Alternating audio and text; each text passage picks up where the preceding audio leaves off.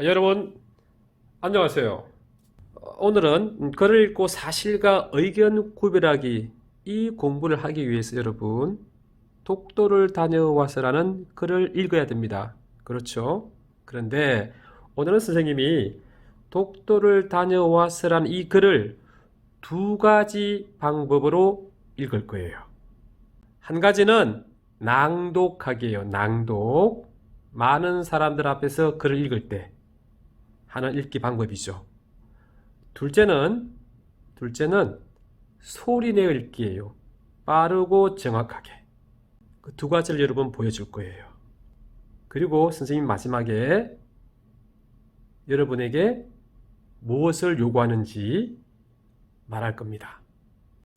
그것들을 여러분이 실천하면 별을 받을 수 있어요. 별.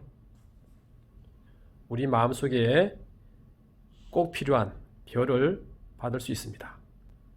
자, 그럼 여러분 먼저 낭독하기 방법으로 읽겠습니다. 독도를 다녀왔어. 지난 방학 때 나는 가족과 함께 독도를 다녀왔다. 평소에 독도에 관심이 많아 독도에 대한 책도 읽고 사진도 여러 장 찾아보았다. 그런데 마침 아버지께서 독도를 다녀오자고 하셨다. 책이나 인터넷에서만 보던 독도를 직접 가보는 것이 좋겠다고 생각했다. 우리는 울릉도에 가서 다시 독도로 가는 배를 탔다. 배는 항구를 떠나 독도로 향했다.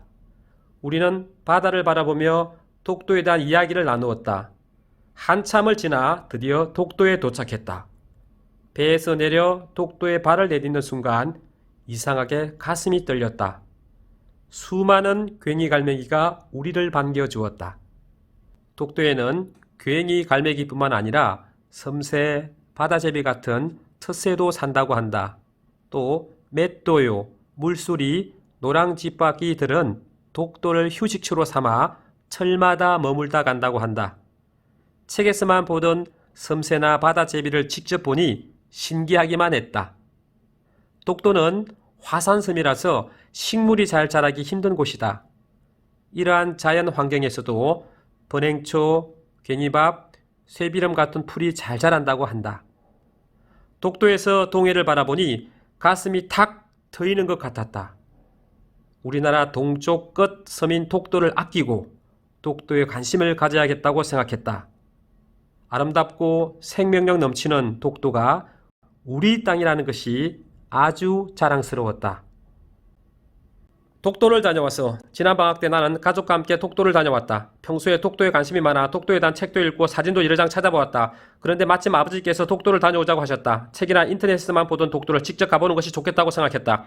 우리는 울릉도에 가서 다시 독도로 가는 배를 탔다. 배는 항구를 떠나 독도를 향했다. 우리는 바다를 바라보며 독도에 대한 이야기를 나누었다. 한참을 지나 드디어 독도에 도착했다. 배에서 내려 독도에 발을 내딛는 순간 이상하게 가슴이 떨렸다. 수많은 괭이 갈매기가 우리를 반겨주었다. 독도에는 괭이 갈매기뿐만 아니라 섬새, 바다제비 같은 텃새도 산다고 한다. 또 맷도요, 물수리, 노랑집바퀴들은 독도를 휴식지로 삼아 철마다 머물다 간다고 한다. 책에서만 보던 섬새나 바다제비를 직접 보니 신기하게만 했다. 독도는 화산섬이라서 식물이 잘 자라기 힘든 곳이다. 이러한 자연 환경에서도 번행초, 괭이밥, 쇠비름 같은 풀이 잘 자란다고 한다.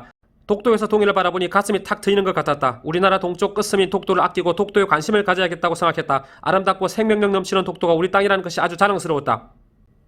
여러분, 선생님이 두 가지 방법으로 읽었잖아요. 낭독하기. 조금 천천히 읽었죠. 하지만 교실에서 만약에 낭독을 한다면 모든 학생들이 들을 수 있는 크기, 그리고 또 글을 읽을 때는 내용도 생각하면서 읽는 거예요. 그런데 두 번째 방법, 둘째 번 읽기 방법은 여러분, 그렇죠. 선생님이 빠르고 정확하게만 읽은 거예요. 오늘은 여러분 둘째 읽기 방법에 집중하기를 바랍니다. 낭독하기가 아니라 빠르고 정확하게 소리내 읽기입니다. 왜 이게 중요할까요, 여러분? 3학년, 4학년에서 빠르고 정확하게 소리내 읽기 연습을 잘해서 자동화 수준까지 만들어야 됩니다. 자연스럽게 되는 거예요, 스스로. 여러분들 머릿속에 소리내 읽기를 완벽하게 완전하게 하게 되면 글을 보면 자연스럽게 빠르고 정확하게 읽을 수 있는 수준이 바로 여러분 자동화 단계의 수준이에요. 그런데 선생님이 지켜보니까 1학년 때는 소리 내읽기 연습을 좀 많이 하잖아요. 집에서도 하고 어머니 아버지께서도 시키니까 하고 또 학교에서도 같이 하는데 3학년, 4학년, 5학년, 6학년이 되니까 소리 내읽기를 하잖아요. 자, 그러니까 어떤 상황이 되는 겁니까? 묵독으로 눈으로만 글을 보는 거예요. 자, 그러다 보니까 여러분 어떻습니까? 내가 관심 있는 내용 또 내가 잘 모르는 글자는 그냥 지나쳐 넘어가는 거예요. 그렇게 되면 글 전체 내용을 정확하게 파악하기가 힘든 거죠. 그래서 선생님이 소리 내읽기를 강조하는 이유는 결국은 소리 내읽기를 잘해야 정확하고 빠르게 읽을 수 있어야 묵독, 눈으로 읽기를 잘하는 거예요. 그리고 이렇게 빠르고 정확하게 읽는 연습을 잘해야 여러분, 그렇죠, 많은 글을 짧은 시간에 읽을 수 있는 겁니다. 가장 대표적인 게 여러분, 대학교 가기 위해서 보는 대학 수학 능력시험, 국어시험 같은 거죠. 그래서 여러분이 지금 공부하는 이 내용들이 중학교, 고등학교 공부와 다 연결이 되어 있는 겁니다. 자, 여러분 한번 기대해 봅니다. 여러분이 이렇게 이 글을 정확하고 빠르게 소리 내읽기를 잘 한다면 교실에서 선생님 앞에서 그러면 선생님 여러분에게 별을 주는 거죠. 그렇죠? 여러분 기대합니다.